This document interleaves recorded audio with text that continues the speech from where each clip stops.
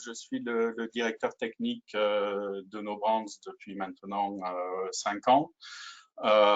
Et c'est à peu près depuis cette date que nous travaillons avec des collaborations à travers le monde sur cet aspect goût de fumée. Peut-être simplement une diapositive pour vous rappeler qui est Nobrands, donc puisque nous ne sommes pas présents en direct sur le marché, mais comme l'a mentionné Céline, au travers de notre distributeur pour la France, qui est Herbst France. Donc en fait, Nobrands, c'est une société qui développe des solutions œnologiques issues de biotechnologie et qui les commercialise au travers le monde, donc toujours à travers un réseau de distribution. Des solutions innovantes qui mettent en avant notamment des synergies entre différents types de produits, levure bactéries, dérivés de levure et enzymes levure. Et ces solutions innovantes, nous développons un programme de recherche et développement avec des universités, des instituts de recherche, des instituts techniques, pareil à peu près dans toutes les zones viticoles du monde, pour progresser et valider certains concepts. Donc, bon, si vous ne connaissez pas Nobrands, vous connaissez par contre vraisemblablement un certain nombre de marques, donc de gammes de produits que nous commercialisons, donc notamment les levures et bactéries encore, notre gamme d'enzymes rapidases, la gamme de levure Fermi20, des dérivés de levure dans la gamme FeelSafe, d'autres bactéries de la gamme Maloferm et une gamme de manoprotéines avec les produits Claristar et la gamme de produits Fanite Touch. Rentrons maintenant dans le vif du sujet. Donc le titre ce matin du webinaire est comment réduire l'impact des odeurs de fumée sur les vins. Donc dans un premier temps, je balayerai quelques aspects de connaissances générales sur cette problématique. Et ensuite, je vous donnerai quelques aspects que nous avons développés en collaboration avec des universités pour la mise en place d'un concept particulier pour éliminer ou réduire le risque de goût de fumée dans les vins. Alors d'abord, une diapositive de contexte qui est peut-être moins utile cette année pour la France vu l'étendue des incendies que nous avons connus. Donc c'est un problème qui est récurrent depuis, je dirais, une dizaine d'années, avec une fréquence qui s'accroît dans d'autres régions du monde, l'Australie, la Californie, l'Oregon aux USA, l'Afrique du Sud, plus récemment Espagne, Portugal, Grèce, et bien évidemment cette année la France avec de dramatiques incendies dans le Bordelais, mais pas que, dans d'autres vignobles aussi. À la suite des premiers incendies dans des zones viticoles, des vins présentant des goûts de fumée à des niveaux anormaux ont très vite été décrits au niveau sensoriel, et l'analyse chimique, notamment les travaux faits aux États-Unis et en Australie, ont permis d'identifier quelques marqueurs moléculaires dès la fin des années 90. Mais par contre, c'est, on va dire, à partir des années 2000, que véritablement la littérature scientifique a permis de mieux comprendre ce qui se passait, ce qu'il y avait derrière ces goûts de fumée. Et en termes d'instituts de recherche qui ont contribué à l'acquisition de connaissances, il faut évidemment citer la WRI en Australie. Beaucoup de données que je vous présenterai vont être issues des travaux de recherche de cet institut, l'université de Californie Davis et plus récemment l'université de Stellenbosch. Bon, les régions, je dirais, les plus impactées ces dernières années par les incendies. Alors, venons-en à ces goûts de fumée, et notamment des marqueurs moléculaires qui caractérisent ces odeurs de fumée, ces arrière-goûts de tabac, de cendrier, de cendre qu'on trouve dans les vins qui ont connu qui ont été exposés à des fumées d'incendie. Alors, on s'attarde souvent sur 6 ou 7 composés que l'on considère comme des composés clés. Donc vous les avez là à l'écran, hein, essentiellement des composés de type phénol, plus ou moins substitués.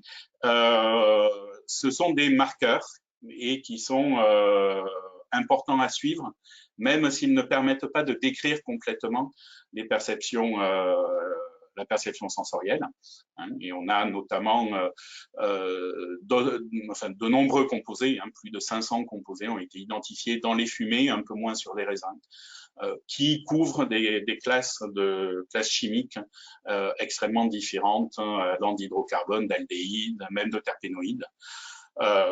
Ce qui est avéré, c'est que la présence et la concentration de ces composés sur les raisins dépendent à la fois de l'intensité des fumées qui ont atteint les vignobles, du moment de l'exposition, mais également de la végétation qui a brûlé. Hein, la composition des fumées est différente selon que c'est du pin, de la garrigue, des graminées ou de l'eucalyptus qui brûle. Le phénomène général est que ces composés qui sont des composés relativement apolaires, sont absorbés sur la pruine des baies de raisin, donc qui est un phénomène purement passif, hein, d'absorption. Donc, qui dit un phénomène passif d'absorption, il peut y avoir aussi désorption, mais la nature chimique des composés fait que l'absorption est quand même relativement forte. L'autre phénomène qui est assez remarquable, étonnant, c'est qu'une fois que ces composés sont absorbés sur la pellicule des baies de raisin, eh bien, la pellicule a un processus actif de glycosylation, donc de métabolisation de ces composés, et transforme les composés libres absorbés en glycoconjugués qui sont stockés dans les cellules, essentiellement dans les cellules de la pellicule du raisin. Et cette réaction de glycosylation est extrêmement efficace, puisque quand on regarde la composition entre composés libres et glycoconjugués de raisins impactés par les gouttes de fumée, on peut arriver à une proportion jusqu'à 95% de composés glycosylés. Donc, ce que l'on perçoit directement, à savoir les composés libres, c'est vraiment le côté émergé de l'iceberg. Et la plupart des composés sont métabolisés par la baie de raisin et constituent, on le verra, un risque plutôt à retardement. Alors, quels sont ces composés? Donc là, je prends l'exemple de deux composés, guaiacol et méthylguaiacol, donc que la baie de raisin est capable de glycosyler.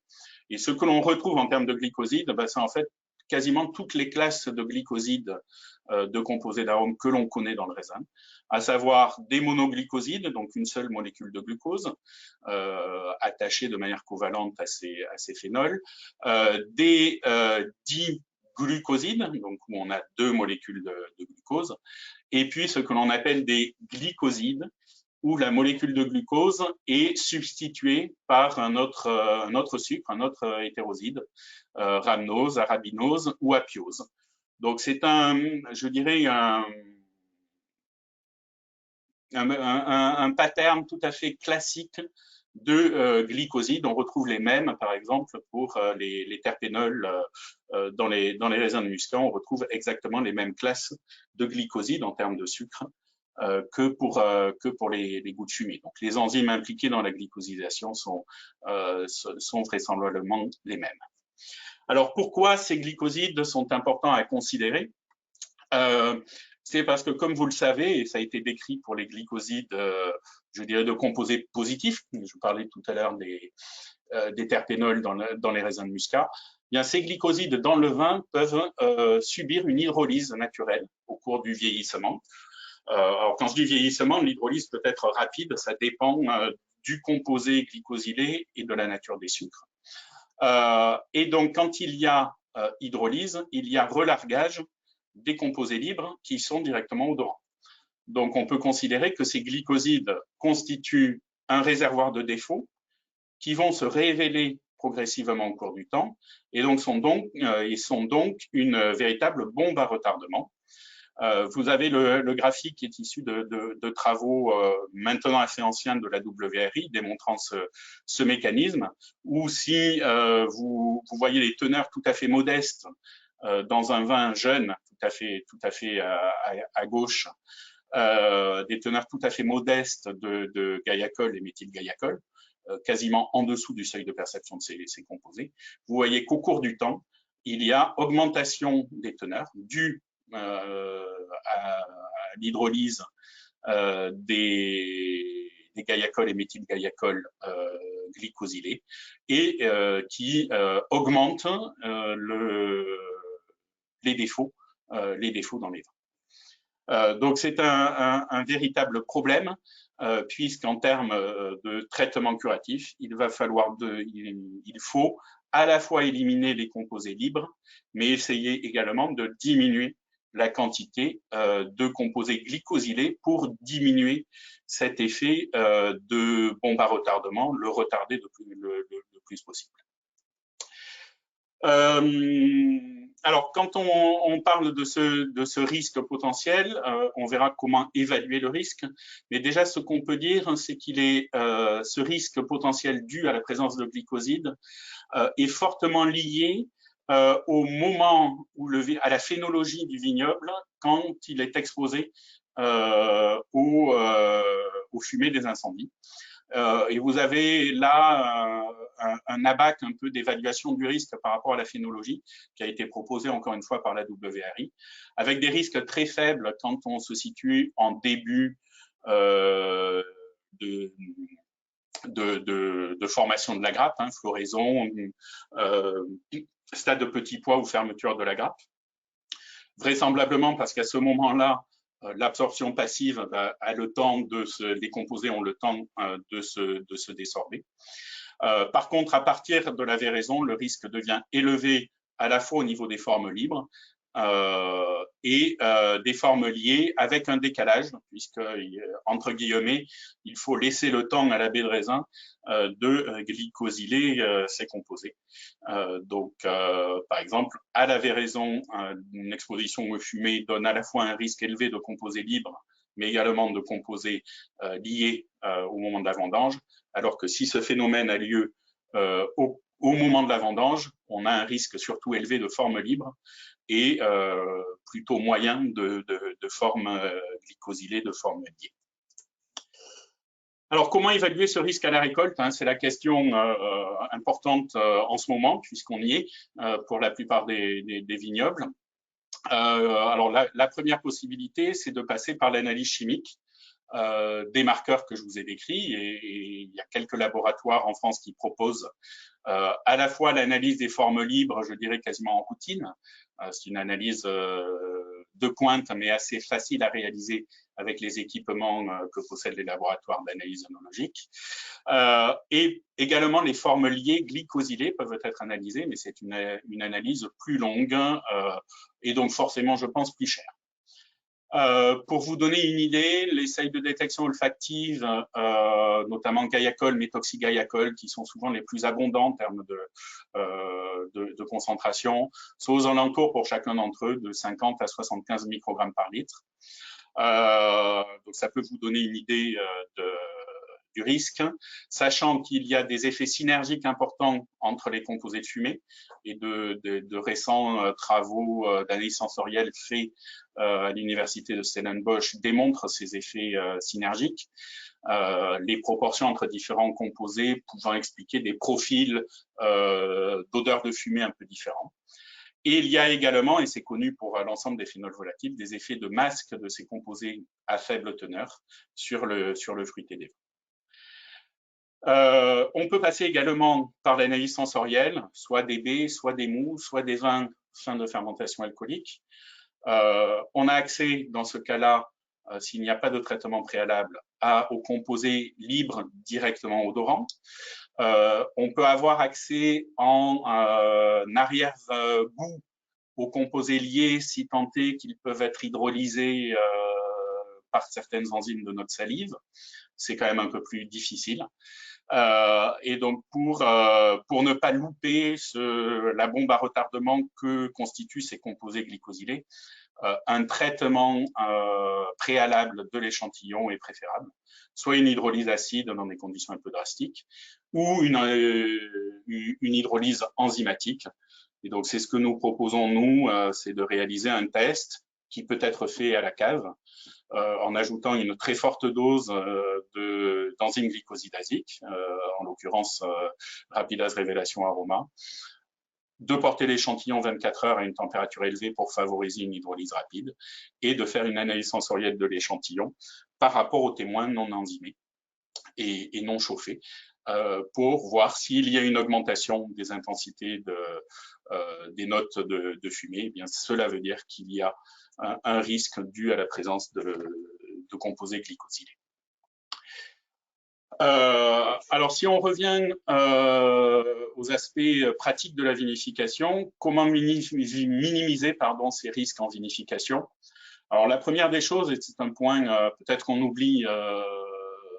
peut oublier, c'est que il faut récolter les parcelles à risque, avérées ou supposées, séparément, et surtout ne pas réaliser d'assemblage de raisins dès le départ, puisqu'on risque, malgré l'assemblage, d'avoir une plus grande quantité de raisins contaminés selon les teneurs en composés libres ou liés.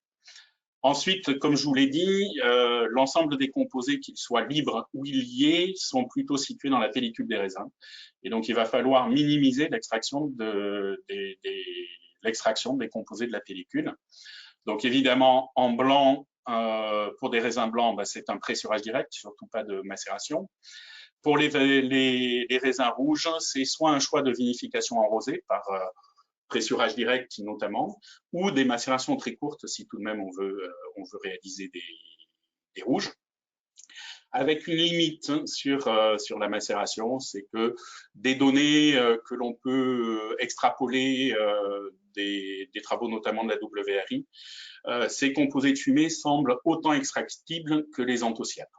Donc, il faut trouver un compromis, mais les macérations doivent être véritablement courtes.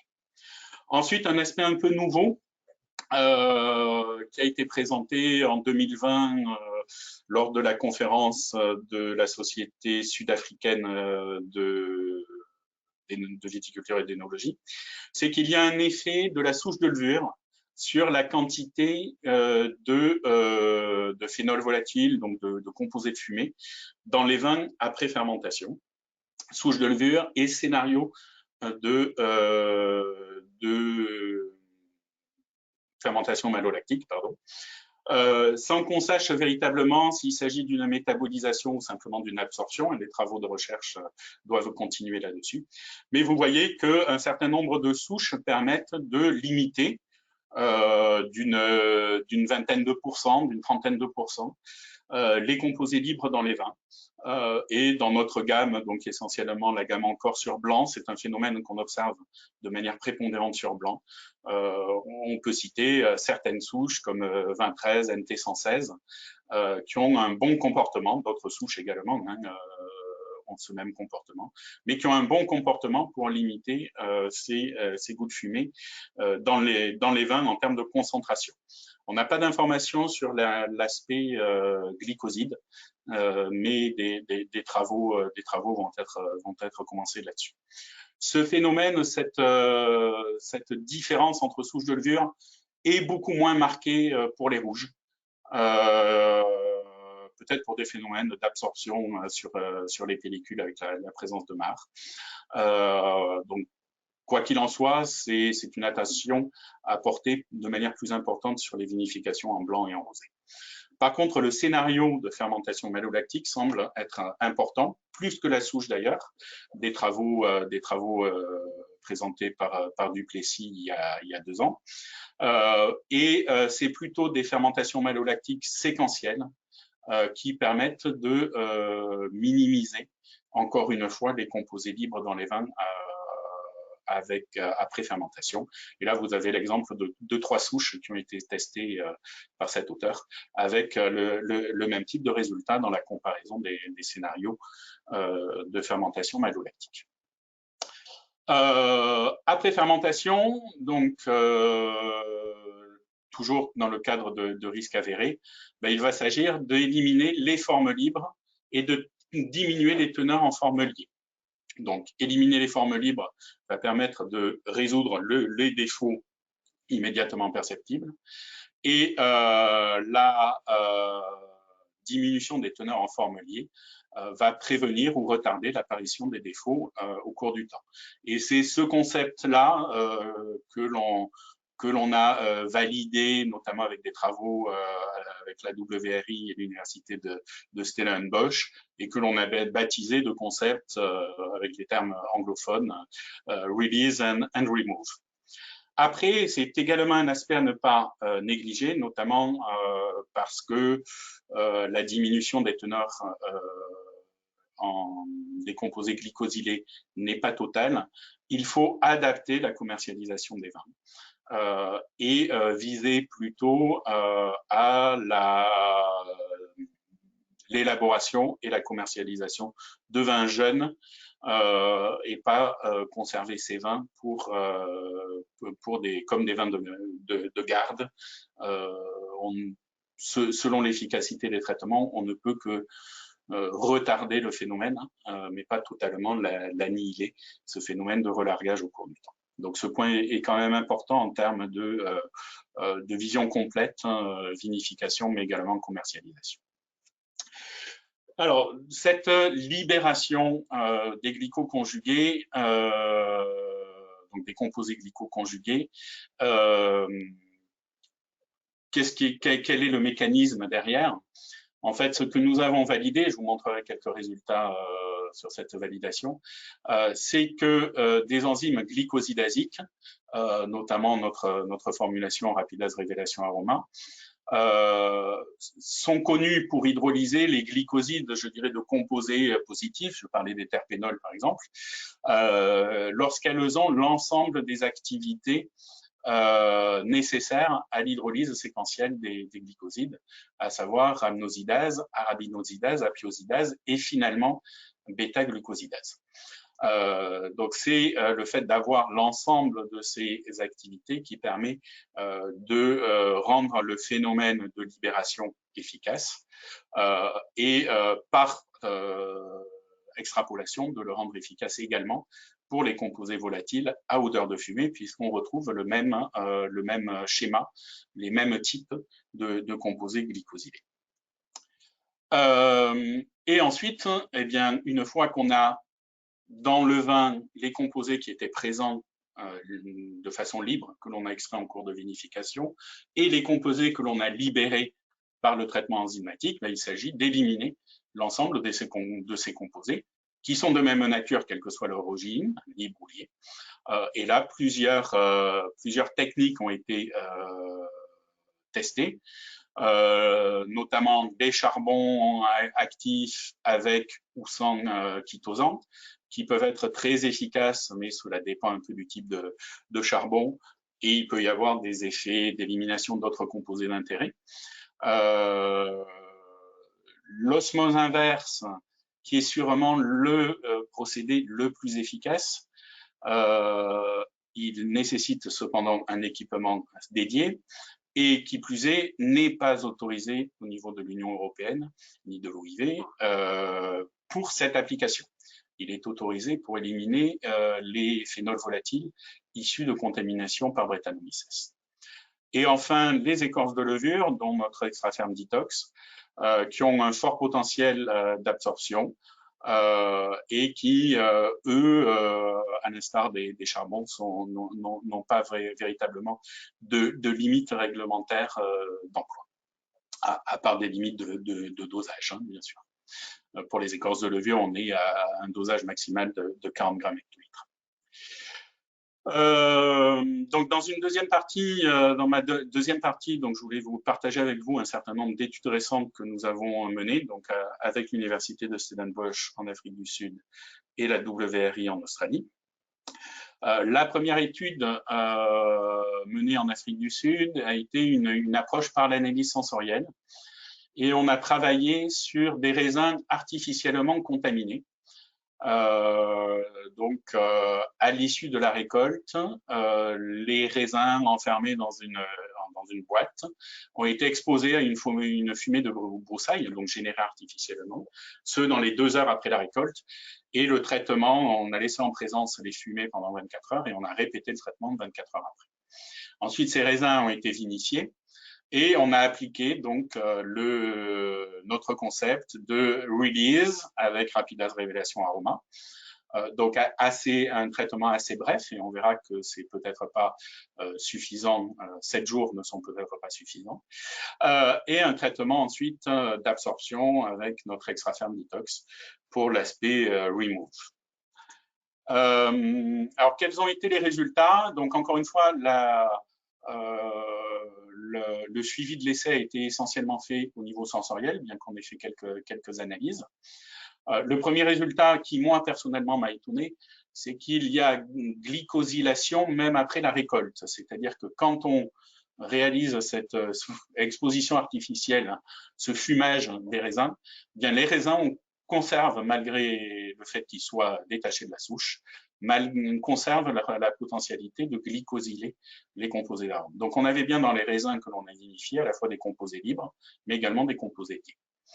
Quand on fait le traitement enzymatique, au niveau sensoriel, on a une augmentation des odeurs de fumée très forte et qui est corrélée avec une augmentation de certains marqueurs, les marqueurs qui ont été analysés, notamment guaiacol, méthoxygaiacol, qui peuvent augmenter dans les vins donc jusqu'à 80%, donc démontrant cette efficacité de l'aspect enzymatique.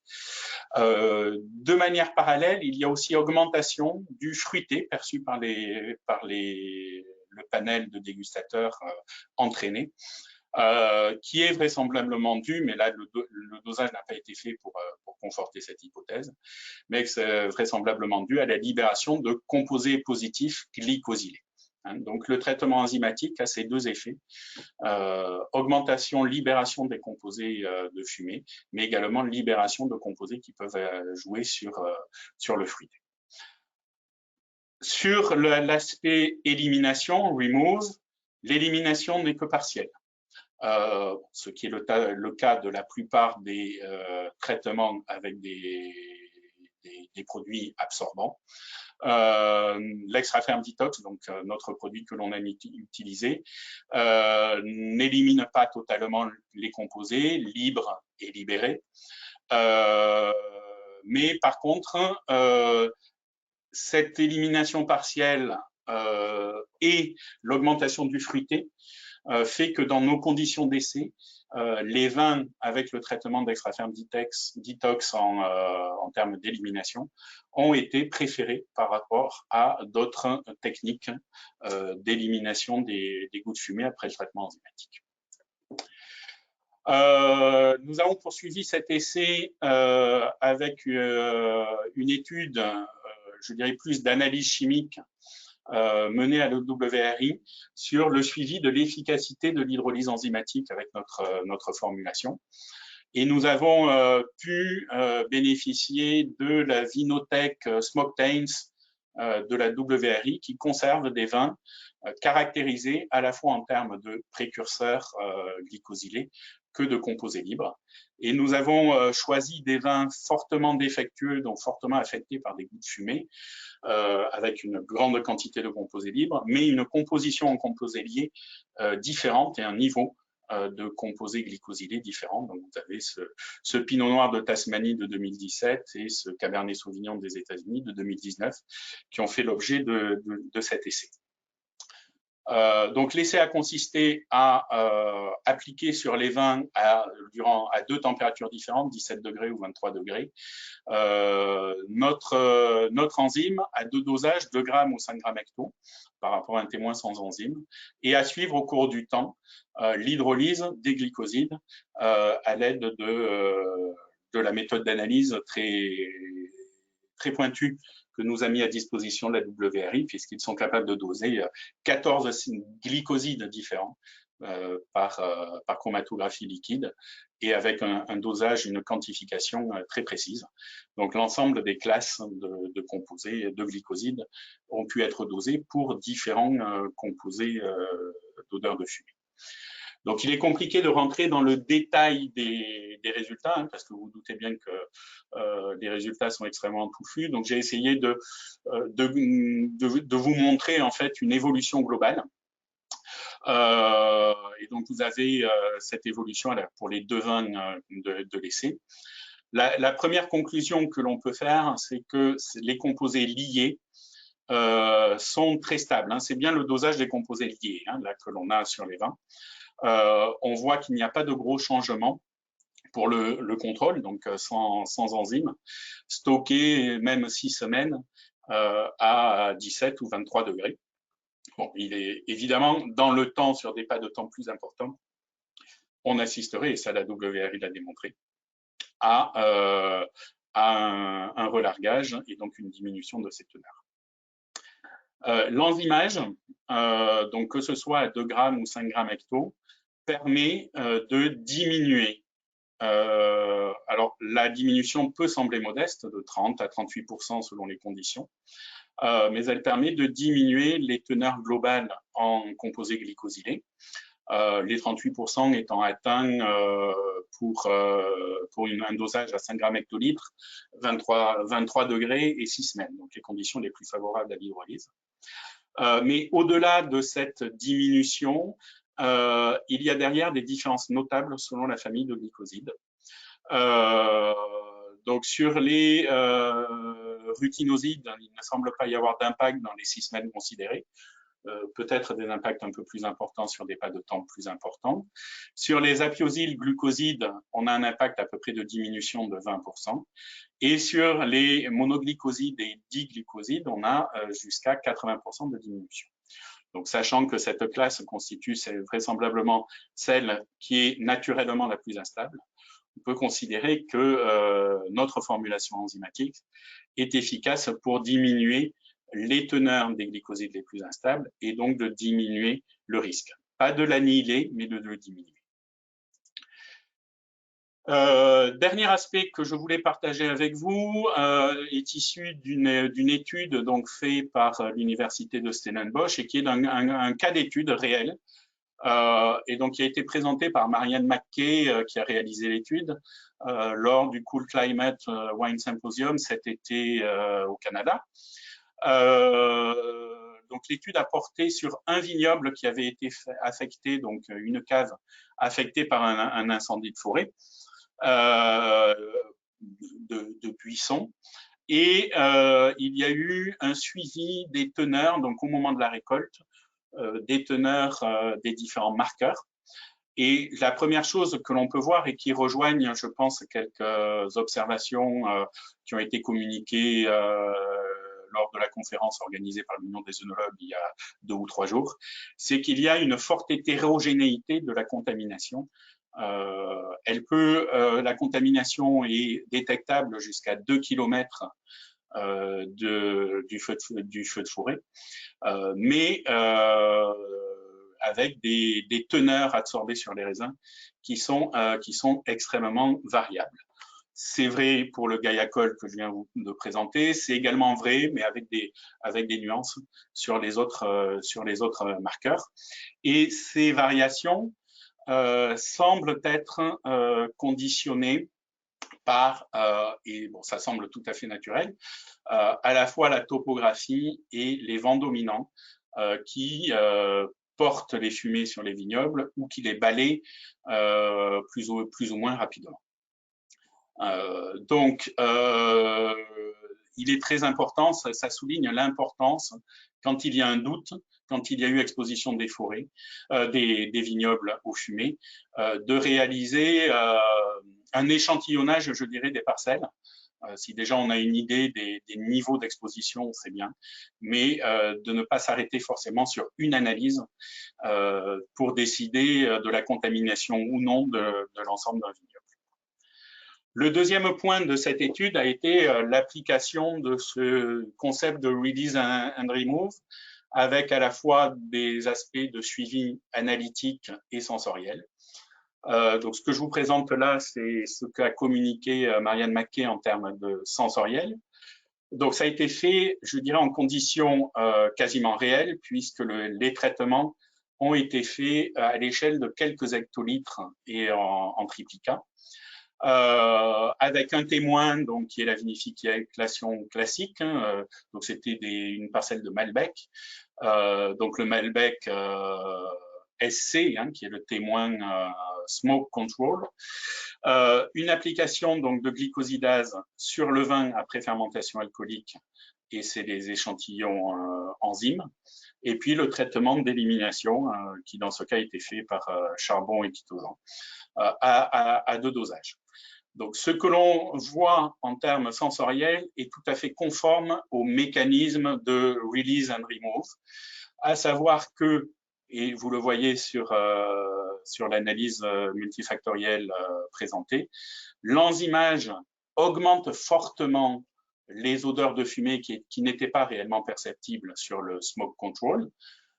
Donc, il y a une augmentation très forte et apparition de ces odeurs de fumée, ainsi qu'apparition des composés libres, de manière en concentration beaucoup plus élevée. Donc, ce qui démontre encore une fois l'efficacité de la libération des smoke taints liés. Et le traitement ensuite d'élimination permet de revenir vers le témoin, donc qui n'avait pas d'odeur de fumée véritablement. Et donc, on élimine par ce traitement à la fois les libres, mais également une partie de ce qu'on a libéré. Des analyses de composés libres qui ont été faites. Je me suis amusé à faire une extrapolation et on retombe un peu sur ce qu'on avait vu, c'est-à-dire que le traitement par enzyme permet de diminuer le risque de 25 à 30%, ou donc de le retarder en termes d'occurrence sonore. Derrière ça, l'œnologue de la cave a choisi de ne pas faire d'assemblage avec ces vins, de les embouteiller sur une cuvée spéciale, avec un circuit de commercialisation en tant que vin jeune sur le fruit, pour éviter quand même des apparitions beaucoup plus retardées de ces smoke taints. Donc pour conclure, et quelques messages il me semble important à retenir. D'abord que les composés responsables des odeurs de fumée sont présents dans la pellicule des raisins exposés sous forme libre et très rapidement liés, que cette contamination est hétérogène selon le moment de l'exposition et qu'elle est modulée ou conditionnée par la topographie et les vents dominants. L'évaluation du risque est importante sur raisin et sur vin, soit par l'analyse chimique ou sensorielle, en étant très attentif à ne pas louper le risque lié aux composés glycosylés, donc ce traitement des échantillons pour révéler ces glycosides et évaluer leur importance. Si le risque est avéré, la méthode de vinification est adaptée. Bon, on a parlé de la récolte séparée, des macérations courtes ou du pressurage direct, le choix des levures et la fermentation malolactique séquentielle à préférer pour les rouges. Donc avec notamment la levure 2013 chez nous qui ressort à la fois pour absorber ou diminuer les concentrations en composés libres, mais sont des levures avec la NT 112 également sur rouge, qui ont un fort impact aromatique et donc qui peuvent masquer également les odeurs de fumée. Et après fermentation alcoolique, et simplement après, parce que les rapidases révélations aromas, comme la plupart des glycosidases, sont inhibées par le sucre. Donc, les traitements sont plus efficaces sur les vins quand les sucres sont épuisés. Donc, un traitement entre 2 à 5 grammes par hectolitre. La température la plus haute possible, sans être défavorable pour la composition du vin. Et des essais que l'on a pu faire en laboratoire pendant au moins 8 semaines. Donc ça peut être suivi en amont sur des bouteilles au laboratoire. Et ensuite, une fois que, que ce traitement de libération est fait, on peut passer au traitement d'élimination avec différents produits absorbants possibles, selon le type de vin et la disponibilité des produits. J'ai fait le tour, donc si je vais bien sûr évidemment répondre à des questions que vous auriez en ligne. Sinon, vous pouvez me contacter par mail ou contacter le directeur technique d'Herbst France, donc notre distributeur, dont vous avez les coordonnées sur cette diapositive. Une première question qui est par rapport aux variétés, aux cépages. Donc, vous parliez d'absorption. J'imagine que ça dépend beaucoup des variétés. Donc, c'est un facteur à prendre en compte pendant l'évaluation des informations des 2 km dont vous parlez, qui dépendent de la topographie, etc., mais dépendra aussi des cépages, j'imagine. Oui, il y a quelques données sur des sensibilités plus ou moins accrues de cépages. Il y a également, ce qu'il faut tenir en tête, c'est que des phénols volatiles glycosylés, guaiacol, méthoxygaiacol, existent naturellement dans les raisins et à des teneurs plus importantes dans certaines variétés. Donc, des niveaux de contamination, je dirais modérés, par exemple sur de la Syrah, qui a des guaiacols et méthoxygaiacols de façon glycosylée, de façon naturelle, un peu plus importante, peut passer plus inaperçu parce que rentrant dans la typicité cépage que sur d'autres cépages qui n'ont pas ces glycosides. Alors, c'est à manier avec des pincettes, hein, parce que je parle là de contamination modérée, sachant que des contaminations réelles par des incendies, on peut atteindre des niveaux en guaiacol et méthoxygaiacol qui sont stratosphériques par rapport à la teneur naturelle, même dans une Syrah. Donc l'impact peut être très très fort. Mais dans des cas de contamination faible, certaines études ont montré que la Syrah, ça gênait moins les vins de Syrah que d'autres variétés. Donc, intéressant. Il faut vraiment aller au cas par cas dans son vignoble. Et heureusement qu'il y a des outils pour voir et pour tester, pour goûter en cave. Est-ce que vous avez parlé du phénomène possible de désorption de ces composés. Il y a des études qui démontrent ce phénomène, nous demande Jurigny. Alors, je n'ai pas vu d'études qui démontrent ce phénomène. C'est une hypothèse qu'on peut émettre simplement par la physique des phénomènes d'absorption. S'il y a une absorption passive sur de la pruine par une exposition, à un moment donné, il va y avoir, les phénomènes d'absorption sont toujours des phénomènes d'équilibre. Donc, une fois que la fumée va disparaître, selon la force de l'absorption, il va y avoir des sorptions. Ensuite, le degré de désorption va dépendre de la durée sans fumée et puis, je dirais, du renouvellement de l'atmosphère autour. Donc, il semble quand même qu'une fois que ces composés sont absorbés, ils sont absorbés pour un bon bout de temps, je dirais. Donc, il ne faut pas compter sur une rafale de Mistral pour purifier sa parcelle. Par contre, quand on regarde le risque par rapport à la phénologie du raisin, c'est un peu le phénomène qu'on observe, modulo la taille des baies. C'est-à-dire que si le phénomène a eu lieu précocement et notamment avant la véraison, on n'a pas de risque avéré forcément sur les raisins à la récolte. Ok, donc bien prendre en compte le stade phénologique dans l'évaluation des risques. Okay. Bon, hélas, les incendies ont plutôt lieu dans les périodes post-véraison que dans les périodes pré-véraison. Mais bon, avec le changement climatique, on ne sait pas ce que l'avenir sera fait. Exactement, exactement. Donc ensuite, on a Lucille qui nous demande les fumées transportent ces molécules, mais est-ce que les odeurs sans fumée les transportent aussi? Donc j'imagine que c'était un petit peu la question à laquelle vous venez de répondre. Oui, sur la désorption. Je suppose que Voilà. Si on peut ça. le laver, entre guillemets, avec un coup de vent. Donc, je demande une Après, configuration à l'huile. les phénomènes d'absorption de composés d'arômes sur le raisin, autres que les composés de fumée, ont été décrits notamment dans des vignobles proches de forêts d'eucalyptus.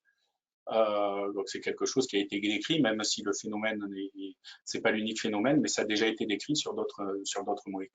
Sur d'autres types. Ok. Donc ensuite, on a Catherine Liotto des Œnologues de France. Bonjour Catherine, j'en profite pour saluer. Qui demande, est-ce qu'on a une idée des volumes de vin touchés par des goûts de fumée jusqu'à présent? Il y a eu des études qui ont été faites aux États-Unis sur l'impact économique pour la Californie, je pense des incendies de forêt de l'année dernière ou d'il y a 2 ans. Je n'ai plus les chiffres en tête, mais c'était assez faramineux. Bon, à la mesure des incendies de forêt de la Californie. Mais j'ai plus les chiffres en tête. Il faudrait que je me replonge, que je retrouve cette étude, mais elle est disponible. On peut la retrouver sur Internet. Donc j'essaierai de la retrouver et de la partager. Ok, ben, pour me l'envoyer, je pourrais la faire parvenir à Catherine. Donc ensuite, une question d'Olivier. Pourquoi ne pas utiliser les levures libératrices de forme libre pour accentuer la technique release, plutôt que prendre des levures qui n'aident pas cette libération? Tout à fait, ça peut être une option. Reste à démontrer que les levures, s'agissant de levures Saccharomyces cerevisiae, elles ont quand même pas des activités glycosidasiques très fortes et pas sécrétées. Sur d'autres types de levures, pourquoi pas. Il y a quand même une spécificité des glycosidases par rapport à la partie agricole, hein, donc la partie qui nous intéresse, donc défaut, et par rapport à la partie glycoside. Donc c'est pas parce qu'on a des glycosidases dans une souche de levure qu'elles vont être actives sur ces composés-là. Donc pourquoi pas, mais c'est à étudier. Ok. Et oui, bah justement, je pensais aussi à la slide que vous avez présentée qui montrait vraiment une action de l'enzyme sur 4 types de molécules. Donc, j'imagine que ça aussi, c'est important à prendre en compte. Ok. Alors, est-ce qu'un rinçage des raisins, Yannick nous demande, est-ce qu'un rinçage des raisins à l'eau claire à la réception de la vendange au chai suffirait pour minimiser fortement ce phénomène?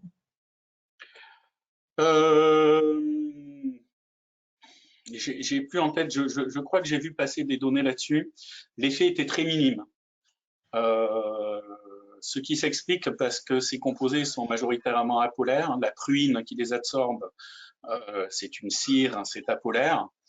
Donc pour éliminer par de l'eau des composés absorbés, des composés apolaires absorbés sur une surface fortement apolaire, c'est compliqué.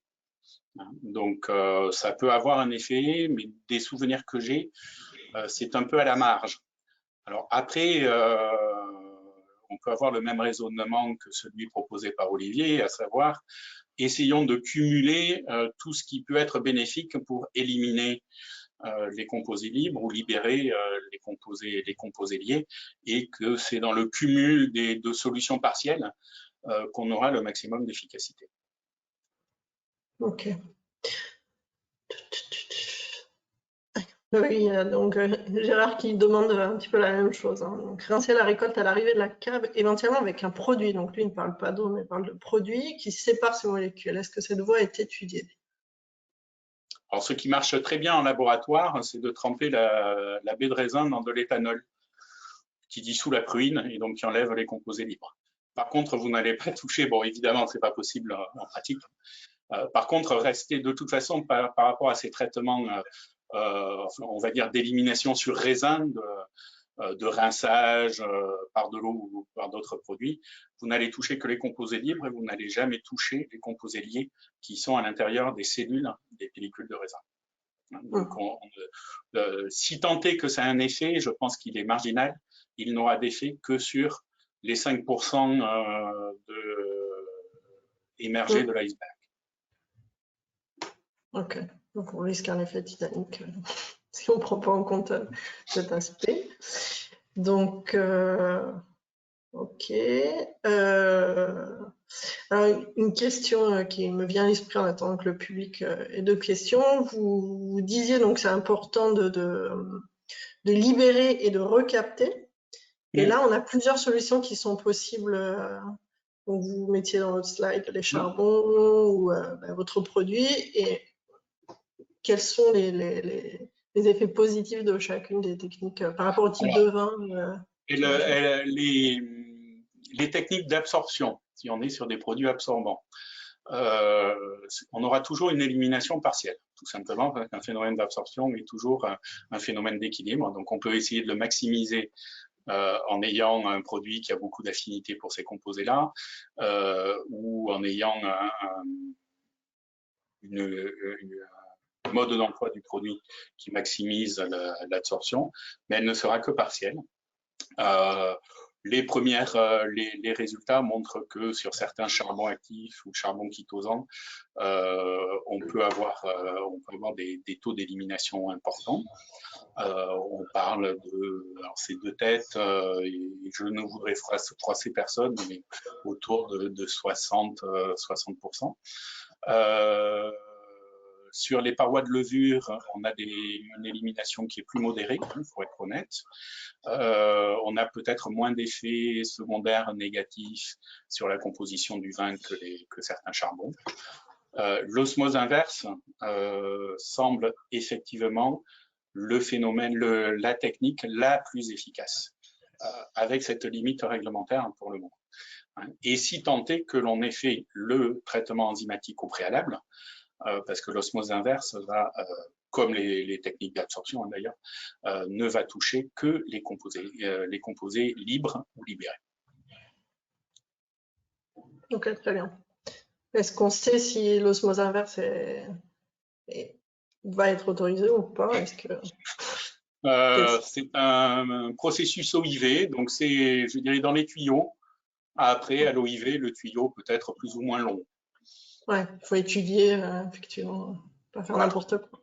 Mais on a déjà une application qui est autorisée sur des phénols volatiles. Alors, ce ne sont pas les mêmes phénols volatiles, mais sur des phénols volatiles, pour éliminer des défauts qui apparaissent au cours de la vinification. Donc, on est bien dans le même état d'esprit, ce qui devrait faciliter, à mon sens, l'autorisation par l'OIV et successivement par l'Union européenne. Ensuite, les tuyaux à l'OIV et à l'Union européenne ont quelquefois des méandres insoupçonnés. Ok. Alors, on continue à parler de réglementation justement avec une question de Lucille qui dit le charbon étant utilisable uniquement en fermentation, ce traitement proposé est en post-vinification, donc sur vin. Oui. Réglementation. Sur un vin rouge, entre fermentation alcoolique et fermentation malolactique, vous êtes toujours en fermentation. Si on est un peu borderline, ça peut être utilisé en fin de fermentation alcoolique. Y a pas, quand on dit post-FA, ça peut être utilisé tout à fait à la fin de la fermentation alcoolique. Ok. Et donc, le délai des 8 semaines de l'enzyme, dans ce cas dont vous parliez, comment est-ce qu'on s'organise pratiquement? Oui, ça pose un problème. Donc, ensuite, il peut y avoir essayé de voir avec les risques inhérents, c'est-à-dire de faire le traitement enzymatique post-FA et le traitement au charbon d'élimination en fin de fermentation malolactique, en ayant retardé la fermentation malolactique pour laisser autant les 8 semaines pour l'enzyme pour agir.